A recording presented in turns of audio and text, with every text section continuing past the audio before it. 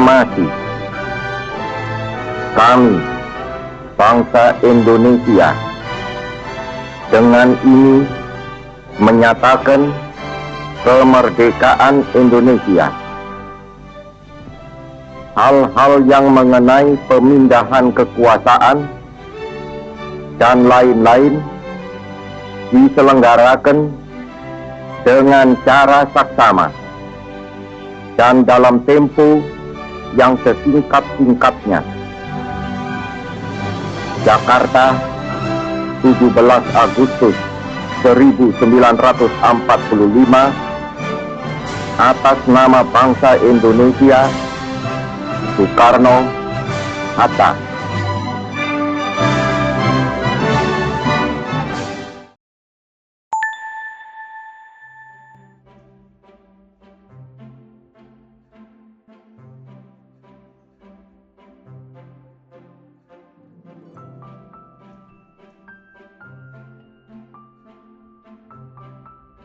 Setelah Indonesia memproklamasikan kemerdekaan pada tanggal 17 Agustus 1945, situasi politik di berbagai daerah Indonesia masih belum stabil.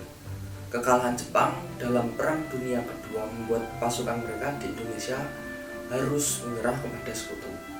Sesuai dengan hasil perjanjian Potsdam, wilayah Indonesia menjadi tanggung jawab sekutu di bawah komando Inggris. Sekutu datang ke Indonesia pertama kali pada tanggal 29 September 1945 di Tanjung Priok, Jakarta, membawa pasukan Afnei dan Nika dengan misi utama melucuti tentara Jepang, membebaskan tawanan perang, dan menjaga keamanan hingga situasi dianggap normal.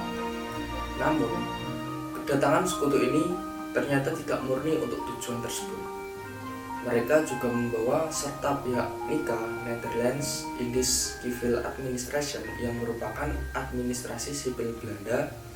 Nika berusaha memanfaatkan momentum ini untuk kembali menguasai Indonesia dan menegakkan kembali kekuasaan kolonial Belanda di Indonesia.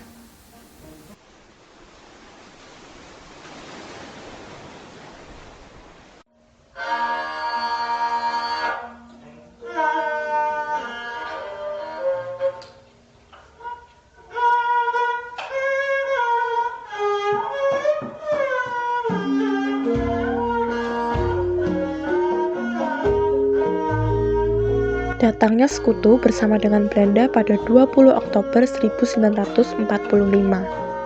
Setelah Perang Dunia Kedua berakhir, negara-negara besar di dunia masih terbagi menjadi dua kubu, yaitu kubu sekutu dan kubu poros. Tentara sekutu yang dipimpin oleh Brigadir Bethel tiba di Semarang, Jawa Tengah, dan menjadi bagian dari Afnei atau Allied Forces Netherlands East Indies, yakni sebuah kelompok yang dibentuk khusus dengan misi utama untuk mengurus tawanan perang dan membantu Indonesia mengusir tentara Jepang yang masih berada di Indonesia. Tentara sekutu yang tiba di Indonesia mengatakan bahwasannya mereka ingin membantu dan mendukung narasi kemerdekaan Indonesia.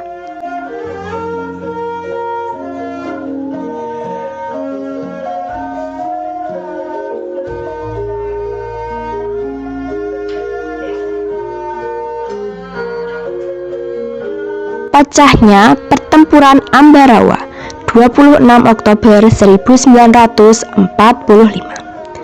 Pihak sekutu datang ke Magelang dan Ambarawa dengan tujuan untuk membebaskan kawanan Belanda yang ada pada saat itu. Sesuai dengan apa yang mereka rencanakan, para tawanan Belanda berhasil dibebaskan. Akan tetapi, alih-alih dibebaskan dan dikembalikan ke negara asalnya, mereka diam-diam memberikan para tawanan senjata. Informasi tersebut diketahui oleh rakyat Magelang yang mana memicu kemarahan. Ketegangan pun memuncak. Tentara Keamanan Rakyat atau TKR Resimen 1 Kedu di bawah kepemimpinan Komando Letkol M. Sarbini bergerak cepat untuk mengepung tentara sekutu dari segala penjuru. Meletuslah pertempuran antara Tentara Keamanan Rakyat dan pasukan sekutu.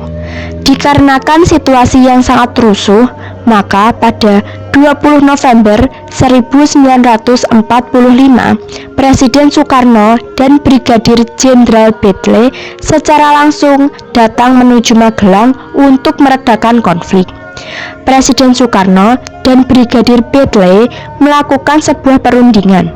Hasil kesepakatannya dijadikan 12 pasal, namun beberapa di antaranya adalah: yang pertama, Sekutu tetap menempatkan pasukannya di Magelang untuk melakukan kewajiban mereka sebagai bagian dari AFNI untuk melindungi dan mengurus evakuasi para tawanan perang.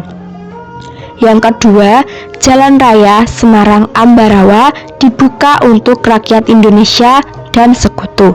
Dan yang ketiga, Sekutu menyatakan tidak mengakui aktivitas militer NICA. Mereka pun menyetujuinya. Tentara Sekutu yang waktu itu telah dikepung oleh TKR akhirnya berhasil selamat karena perundingan tersebut, karena mereka memiliki sebuah perjanjian bahwa tidak akan mengganggu dan hanya menjalankan tugasnya AFNI, yakni membantu Indonesia untuk menghapus sisa-sisa perang. Meskipun sudah janji, mereka secara tiba-tiba pindah ke Ambarawa dan memperkuat posisinya di sana. Bahkan semakin lama mereka mulai tidak sopan, bertindak sebagai penguasa yang mencoba melucuti tentara keamanan rakyat dan menciptakan kekacauan. Pihak Indonesia semakin lama semakin risih dan juga curiga menyadari pergerakan tersebut. Resimen Kedu Tengah yang dipimpin oleh Letkol M. Sarbini melakukan pengejaran sampai Ambarawa.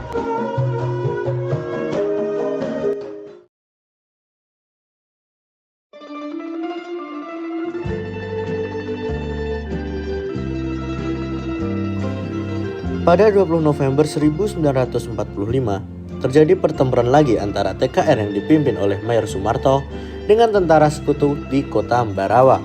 Tentara Sekutu setengah mati mempertahankan kota Ambarawa. Alasan mereka memilih Ambarawa ialah karena Ambarawa seakan sebagai pintu gerbang. Ambarawa memiliki posisi strategis sebagai jalur penghubung antara Surakarta, Magelang, dan Yogyakarta.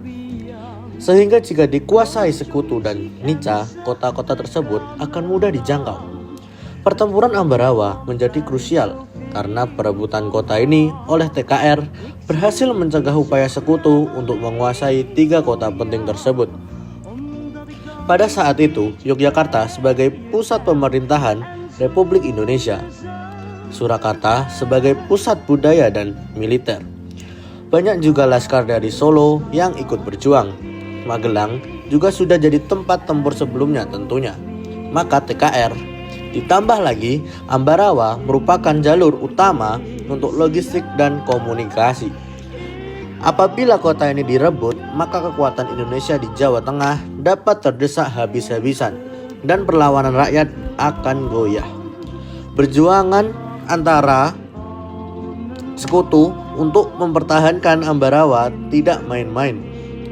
Pada 21 November 1945, mereka menarik pasukan Sekutu yang ada di Magelang mundur ke Ambarawa sembari dilindungi oleh pesawat-pesawat tempur. De rijke Sava's met hun groene pracht, waar de malatiebloem het mooiste bloeit. En waar de klapper... Pada 22 November 1945, keesokan harinya, kota Ambarawa kedatangan Sekutu lebih banyak lagi. Kota pun mulai menjadi medan perang. Bahkan pasukan Inggris melakukan pengeboman di beberapa kampung. Mengetahui hal itu, TKR tidak tinggal diam dan segera membentuk barisan pertahanan di sepanjang rel kereta api yang membelah kota. Barisan ini diperkuat juga oleh pemuda dari Boyolali, Salatiga, dan Kartasura. Bahkan laskar dari Kartasura, Suruh, dan Ambarawa ikut bergabung. Semua bersatu mengangkat senjata. Puncak pertempurannya terjadi pada 23 November. Saat pagi menjelang, pasukan Indonesia menyerang posisi Sekutu di kompleks gereja dan makam Belanda di Jalan Margo Agung. Saat itu, gabungan pasukan dari Yon Imama Androngi, Yon Sugeng, dan Yon Soeharto bahu-membahu dalam serangan ini. Dalam pertempuran Ambarawa, Sekutu melakukan serangan balik dengan memanfaatkan tawanan Jepang dan menyerang dari belakang garis pertahanan pasukan Indonesia, bukan dari depan. Tindakan ini memaksa pasukan Ambarawa mundur ke Bedono untuk menghindari kerugian yang lebih besar. Tentara Sekutu menghujani kota Ambarawa dengan tembakan meriam. Ledakan demi ledakan memaksa pasukan TKR untuk mundur mempertahankan posisi mereka. Namun bukan berarti mereka menyerah. Pasukan Angkatan Muda yang dipimpin oleh Oni Sastrodiyardjo menghadang mundurnya Sekutu di Desa Jambu. Di Desa Ngipi, Sekutu juga dihadang oleh Batalion 1, Satuan Militer Surjo Sumarno. Sekutu juga berusaha untuk menguasai 2 desa di sekitaran Ambarawa. Akan tetapi, pasukan Indonesia terus melawan.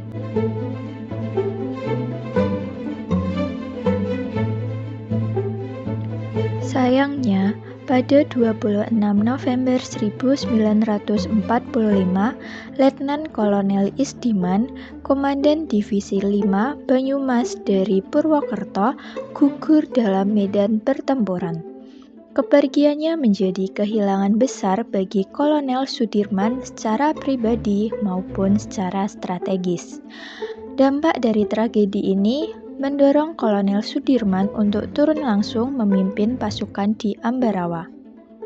Kehadiran Sudirman, yang saat itu masih berpangkat kolonel, berhasil membangkitkan semangat juang para pasukan.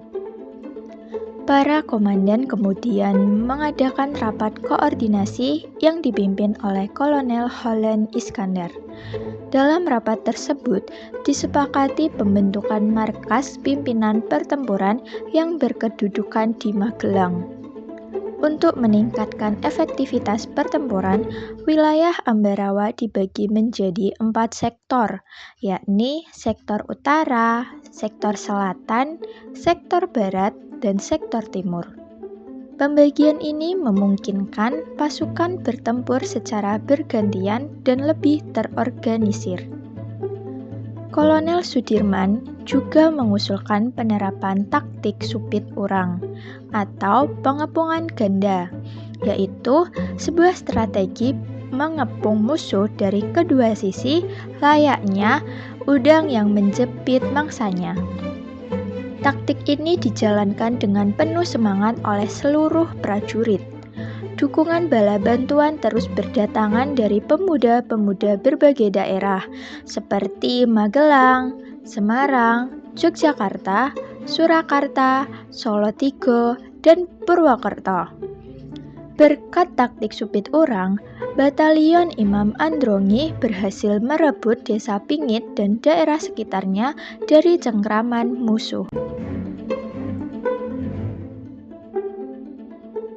Batalion Divisi 3 pimpinan Mayor Soeharto, Batalion 8 Mayor Sarjono, dan Batalion Sugeng terus mendorong mundur Sekutu. Mereka semakin tersepit sampai akhirnya pada 5 Desember Sekutu berhasil dipukul mundur dari Banyu-Biru yang merupakan garis pertahanan terakhir mereka.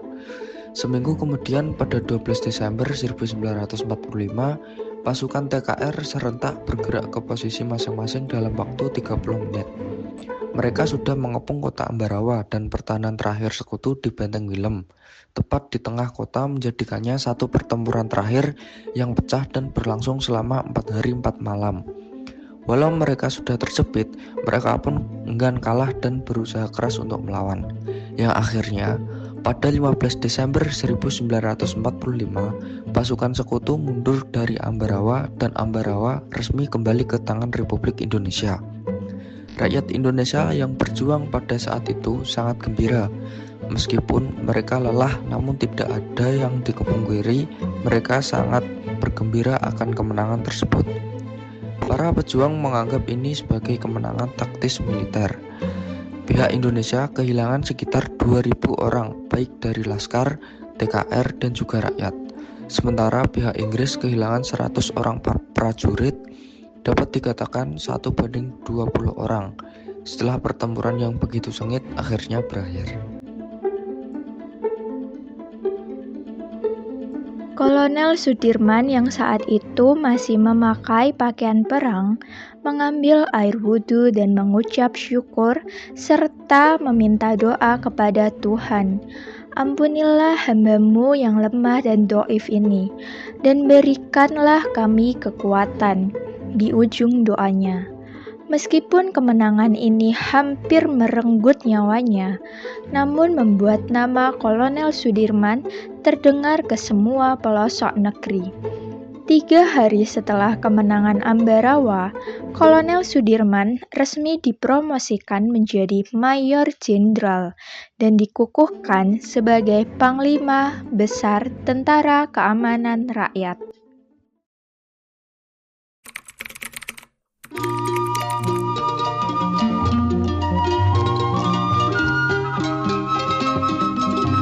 Jejak perjuangan pertempuran Ambarawa.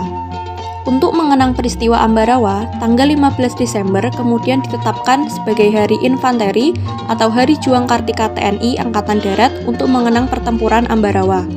Di Ambarawa, terdapat Monumen Palagan Ambarawa yang terletak di Jalan Mosor, Sugio Pranoto, Panjang Kecamatan Ambarawa, Kabupaten Semarang, Jawa Tengah. Monumen ini dibangun sebagai simbol perjuangan, semangat, ketangguhan, dan kemenangan rakyat Indonesia dalam mempertahankan kemerdekaannya.